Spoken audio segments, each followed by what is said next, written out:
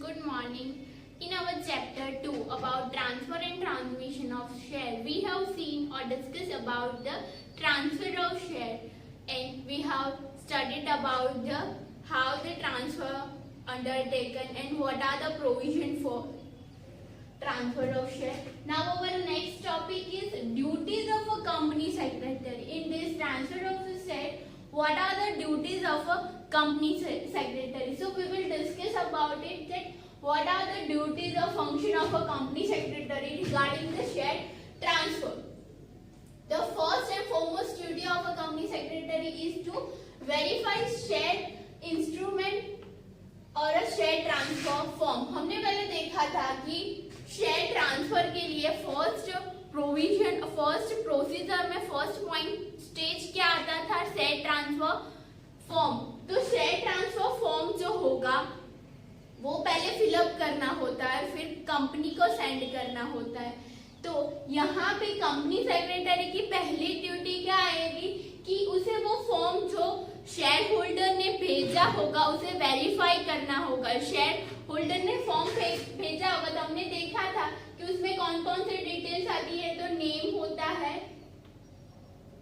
Name, but दोनों party के जो बायर है और सेलर है दोनों पार्टी की डिटेल्स आती है. तो नेम होता है, एड्रेस होता है, देन शेयर की डिटेल्स होती है कि कितने शेयर परचेज और उस शेयर होल्डर के पास थे और कितने शेयर वो अभी सेल कर रहा है. तो उसकी डिटेल्स, उसका आइडेंटिफिकेशन नंबर मतलब शेयर का नंबर, तो वो सारी डिटेल्स जो वहां पे इंक्लूडेड होगी शेयर ट्रांसफर फॉर्म में मेंशन होगी, वो किसे वेरीफाई करनी होगी.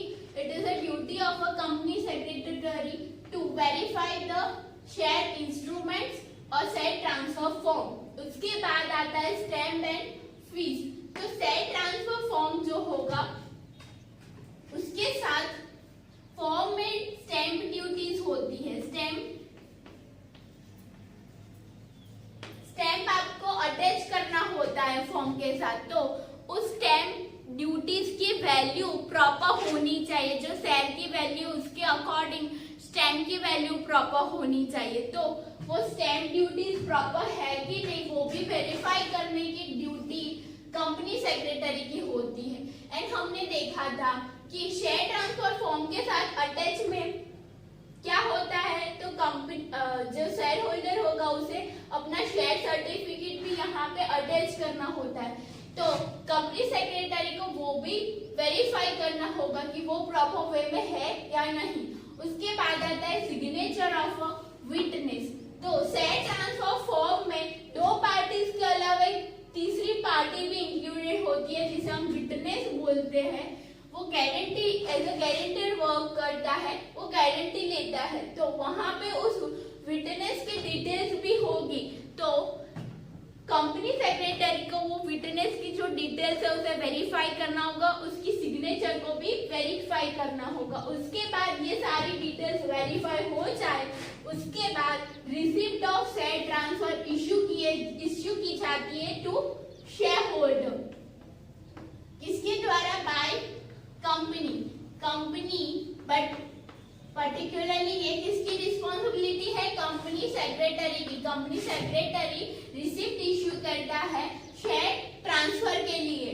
तो वो रिसिप्ट किसे देगा? शेयर होल्डर को. फॉर वेरिफिकेशन रिसिप्ट मतलब वेरीफाई हो गया है तो फर्दर प्रोसीड कर सकते हैं. उसके बाद आएगा रिजोल्यूशन.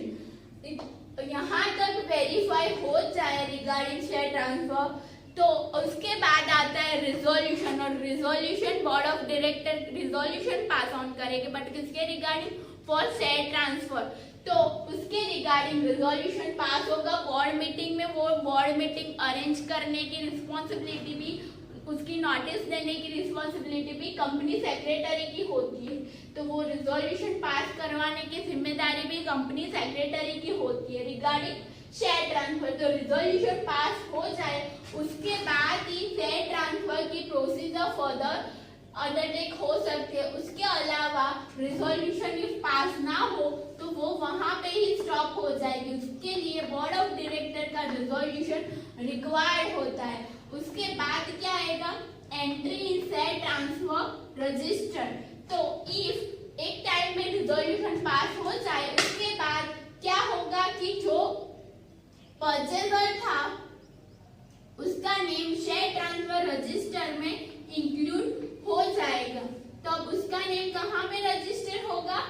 शेयर ट्रांसफर रजिस्टर जो होते हैं वहां पे उसकी एंट्री हो जाएगी, बट रिजोल्यूशन के बाद ही। और उसके बाद आता है रजिस्टर ऑफ मेंबर्स। तो रजिस्टर ऑफ मेंबर्स क्या होता है? रजिस्टर ऑफ मेंबर एक ऐसा रजिस्टर है वहां पे सारे मेंबर्स ऑफ अ कंपनी की डिटेल्स होती है। तो अब जो नया परचेजर है जिसने शेयर परचेज किए हैं उसके नेम यहाँ पे इंक्लूड हो जाएगा, उसे ओनरशिप राइट मिल जाएगा। Then company secretary issue notice regarding approval of share transfer. तो यहाँ पे कंपनी सेक्रेटरी नोटिस इश्यू करके दोनों पार्टीज को, बायर एंड सेलर दोनों पार्टी को नोटिस इश्यू करते regarding final approval of share transfer. तो अगर इफ कोई भी पार्टी को ऑब्जेक्शन है तो वो यहाँ पे 2 वीक का टाइम पीरियड दिया होता है। नोटिस के बाद के 2 वीक के टाइम पीरियड तक आप अपना ऑब्जेक्शन रेज कर सकते हो। एंड इफ कोई ऑब्जेक्शन ना आए तो कंपनी मान लेगी कि वो अप्रूव हो गया है, तो उसके बाद शेयर सर्टिफिकेट इश्यू किया जाएगा। पर अगर किसी भी पार्टी को कोई ऑब्जेक्शन है तो इस लिमिट के अंदर वो अपना ऑब्जेक्शन रेज कर सकती है। तो नोटिस देने के बाद प्रॉपर टाइम पीरियड फुलफिल हो जाए उसके बाद शेयर सर्टिफिकेट प्रिपेयर किए जाते हैं। शेयर सर्टिफिकेट जो ओरिजिनल शेयर होल्डर था, लास्ट शेयर होल्डर जो था, उसने शेयर सर्टिफिकेट यहाँ पे सबमिट करवाया होगा शेयर ट्रांसफर फॉर्म के साथ। तो अगर इफ वो फिजिकल फॉर्म में होगा, तो अगर इफ वहां पे स्पेस है for the adding the name of a new share holder, तो फिर नया शेयर सर्टिफिकेट नहीं बनाया जाएगा और वो गुड कंडीशन में होगा तो वहीं पे नए शेयर होल्डर का नाम इंक्लूड किया जाएगा और वो फिर जो नया शेयर होल्डर होगा उसे इश्यू किया जाएगा। बट इफ ऐसी सिचुएशन है कि वहां पे जो पुराना शेयर सर्टिफिकेट था वो टूट गया और ऐसी कंडीशन नहीं है कि वहां पे नए शेयर होल्डर का नाम इंक्लूड किया जाए, तो फिर उस टाइम पे कंपनी सेक्रेटरी के द्वारा नया सर्टिफिकेट इश्यू किया जाएगा नए शेयर होल्डर को। And last is to observe the provision of articles of association। तो हमें पता है कि आर्टिकल्स ऑफ एसोसिएशन में रूल्स एंड रेगुलेशन होते हैं। तो आर्टिकल्स ऑफ एसोसिएशन में जो भी रेगुलेशन होंगे वो कंपनी सेक्रेटरी को फुलफिल करने होंगे और उस अकॉर्डिंग ही शेयर ट्रांसफर पॉसिबल हो सकता है। तो ये हमने देखा duties of company secretary for share transfer। Okay students, so now our next topic is transmission of shares। So we have studied about the transfer of share and the next topic is transmission of share। What is the difference between these two? यहाँ पे voluntarily transfer होता था by shareholder और यहाँ पे transfer होगा under law, compulsorily transfer होता है। लॉ के प्रोविजन के रिगार्डिंग यहाँ पे ट्रांसफर होगा एंड यहाँ पे वॉलेंटरीली शेयर होल्डर अपना राइट किसी थर्ड पार्टी को वॉलेंटरीली देता है तो उसे बोलेंगे transfer of share. And transmission तो अंडर लॉ होता है, कंपल्सन जहाँ पे आता है उसे ट्रांसमिशन ऑफ शेयर बोलेंगे। दोनों थिंग में शेयर का ही ट्रांसफर होता है, सिर्फ मीनिंग डिफरेंट है। यहाँ पे वॉलेंटरीली होता है, यहाँ पे कंपल्सरीली होता है। कंपल्सरी होगा तो हम उसे ट्रांसमिशन बोलेंगे और वॉलेंटरीली होगा तो हम उसे सिंपली ट्रांसफर ऑफ शेयर्स बोलेंगे। ओके, तो अब देखते हैं ट्रांसमिशन ऑफ शेयर के definition. When the title in share of a person is automatically transferred, it is called transmission of share। जो टाइटल होगा, title in share of a person, जो owner होगा, ओनरशिप उसके पास होगी, वो ऑटोमेटिकली ट्रांसफर हो जाती है टू द अदर पर्सन। तो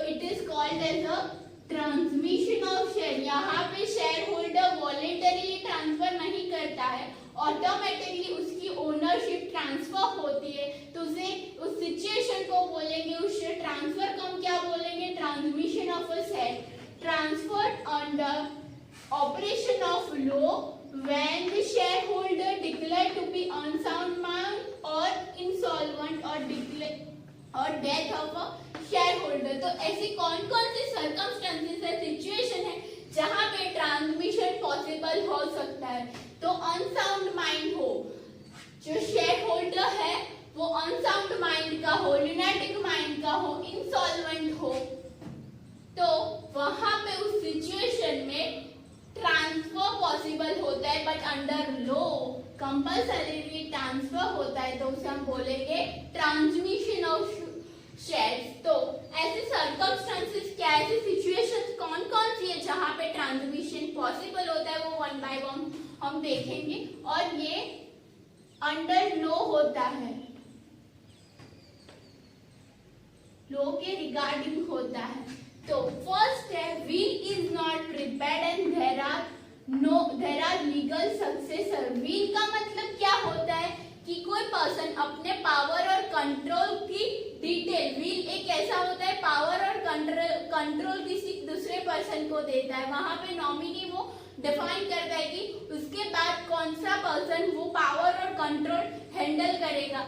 तो ऐसी सिचुएशन जहां पे will बनाया ना गया हो और देर आर लीगल सक्सेसर, तो फर्स्ट थिंग है कि विल बनाया नहीं गया है, जो शेयर होल्डर है उसने अपना विल नहीं बनाया है, तो ऐसी सिचुएशन आ गई कि उसकी डेथ हो गई है, तो वहां पे उसका विल भी नहीं है, तो क्वेश्चन आएगा कि वो शेयर्स किसे जाएंगे, विल होगा तो कोई नॉमिनी होगा, बट विल ही नहीं है तो शेयर किसे जाएंगे, तो वो उसके लीगल सक्सेसर को जाएंगे।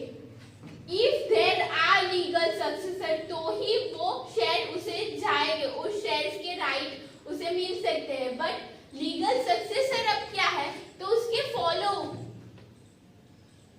जो उसे फॉलो करता है, मतलब उसकी स्पाउस होगी, उसकी फैमिली में उसके चाइल्ड होंगे, तो वो उसके लीगल सक्सेसर हुए। और इसके अलावा स्पाउस, उसकी फैमिली के अलावा भी वो कोई रिप्रेजेंटेटिव हो सकता है, एडमिनिस्ट्रेटर हो सकता है,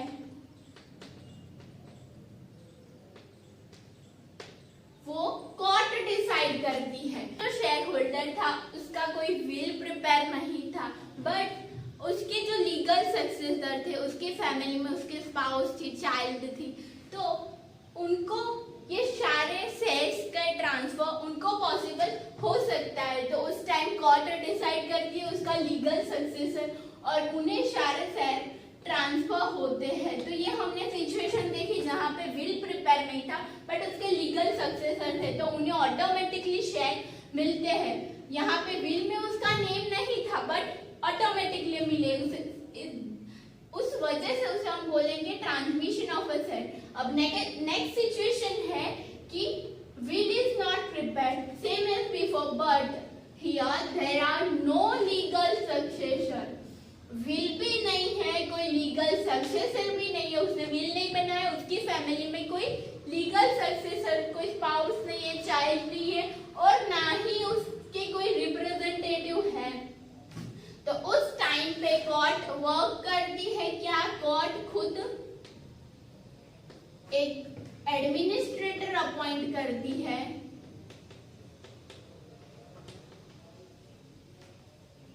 जिसे हम बोलेंगे receiver. But what, receiver of a shares. तो वो रिसीवर अपने नाम पे शेयर ट्रांसफर करवा सकता है। रिसीवर को अपॉइंट किया है कोर्ट ने एंड कोर्ट उसे अपॉइंटमेंट ऑफ लेटर इश्यू करती है। तो वो रिसीवर ये लेटर जब कंपनी को देगा तो कंपनी अब जो ओरिजिनल शेयर होल्डर था उसके पास जो शेयर थे वो ट्रांसफर करके किसे देगी, ये रिसीवर को सारे शेयर्स मिलेंगे। तो वो ऑटोमेटिकली ट्रांसफर हुआ। यहाँ पे कोर्ट ने उसे अपॉइंट किया है, वो खुद अपॉइंट नहीं हुआ है। तो this way it is transmission of a share. Then next situation, shareholder declared to be insolvent. Next is shareholder declared to be insolvent. कोई ऐसा शेयर होल्डर है वो इमेच्योर है, लुनाटिक माइंड का है, इंसॉल्वेंट है, तो उस सिचुएशन में क्या होगा, गार्डियन, उसके जो शेयर होल्डर थे उसके गार्डियन और ट्रस्टी अपॉइंट किया जाएगा, जो उस पर्सन के शेयर होल्डर को देखता है, मतलब उसे सारे राइट्स मिलते हैं, कोर्ट के द्वारा ये अपॉइंट किए जाते हैं और उन्हें ये सारे जो शेयर होल्डर के राइट्स है वो अब इन्हें मिलते हैं और वो उनका वर्क हैंडल करते हैं। तो कोर्ट में सेम हमने बिफोर देखा लेटर ऑफ अपॉइंटमेंट, ये इन्हें इशू कर दिया और ये लेटर किसी कंपनी को सबमिट करवाना होता है ताकि जो शेयर होल्डर के राइट थे वो इन्हें मिल सके और वो इंसॉल्वेंट माइंड के जो पर्सन थे उनके वर्क उनके शेयर को ये हैंडल कर सके। तो ये हुआ अबाउट इंसॉल्वेंट एंड ल्यूनाटिक पर्सन। अब नेक्स्ट आता है death of a person in case of a single person company. तो यहाँ पे कौन सा केस है, सिंगल पर्सन कंपनी है, मतलब सोल प्रोप्राइटरशिप है।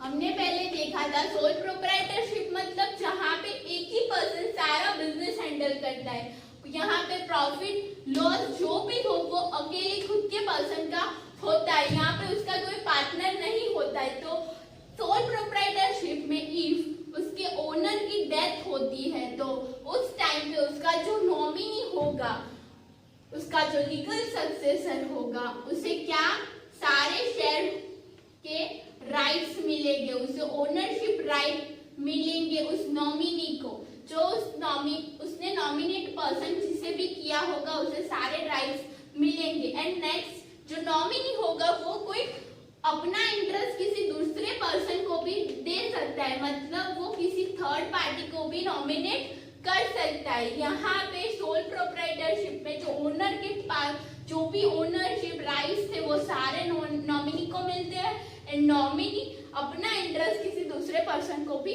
दे सकता है, वो उसे राइट होता है। अब नेक्स्ट है कि हमने यहाँ पे जो कॉन्सेप्ट देखा अबाउट रिसीवर, तो यहाँ पे रिसीवर कोर्ट अपॉइंट करता है, तो रिसीवर के पास कौन से राइट होते हैं, तो रिसीवर के पास डिविडेंड का राइट होता है, जो भी मॉनेटरी बेनिफिट होंगे वो उसे राइट होता है, बट उसके पास वोटिंग राइट नहीं होते हैं। वोटिंग राइट जो ओरिजिनल शेयर होल्डर होते हैं सिर्फ उन्हें ही मिलते हैं, वोटिंग राइट इनको नहीं मिलते हैं, जो ओरिजिनल शेयर होल्डर होगा उसे ही ओनली वोटिंग राइट मिलेंगे। तो हमने ये सारे सर्कमस्टेंसेस सिचुएशन देखी जहाँ पे ट्रांसमिशन ऑफ शेयर होता है, जहाँ पे ऑटोमेटिकली शेयर का ट्रांसफर होता है, वाइल ट्रांसफर ऑफ शेयर में क्या होता है, वॉलेंटरीली शेयर का ट्रांसफर होता है। तो स्टूडेंट्स ये हमने देखा ट्रांसमिशन ऑफ शेयर्स।